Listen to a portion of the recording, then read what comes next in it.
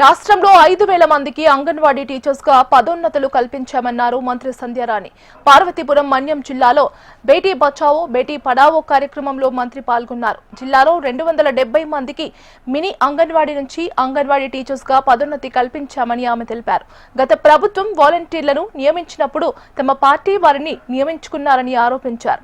కూటమి ప్రభుత్వంలో మాత్రము రాజకీయాలకి అతీతంగా ప్రతి ఒక్కరికి న్యాయం జరిగేలా చూస్తున్నామని, అందుకు మినీ అంగన్వాడీ కార్యకర్తలకు పదోన్నతులే నిదర్శనమని మంత్రి తెలిపారు. దురాచారము మరియు నేరము, బాల్య వివాహాలు, బాలికల విద్య, రక్షణ, ఆరోగ్య ప్రతిజ్ఞ చేస్తున్నాను.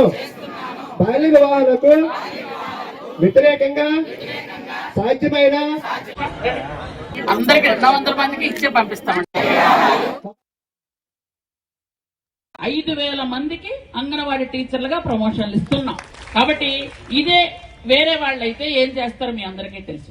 ఎందుకంటే వాలంటీర్ ఉద్యోగాలు ఇవ్వడానికే వాళ్ళ పార్టీ వాళ్ళకి ఉద్యోగాలు ఇచ్చుకున్నారు. కానీ ఈ రోజు మీరు ఎవరైనా మా పార్టీ ఎవరైనా కాదని మేము చూసామా? మాకు ఓటు వేశారా లేదని మేము చూసామా? మా వైపు తిరిగారా లేదని మేము చూసామా? ఒక్కనైనా కబురు పెట్టి డబ్బులు ఇవ్వండి అని అడిగామా? అది ఆ ప్రభుత్వానికి ఈ ప్రభుత్వానికి తేడా మీరు మాత్రం గుర్తుంచుకోండి. ఎందుకంటే చాలా మంది అంగన్వాడీ టీచర్ ప్రమోషన్ వస్తుందంటే కబుర్లు పెట్టడం, మీతో పనులు చేయించుకోవడం, మీకు ఆర్థికంగా వాళ్ళు ఏదో లాభం పొందాలనుకోవడం గత టైంలో జరిగింది. ఈసారి అలా కాదు.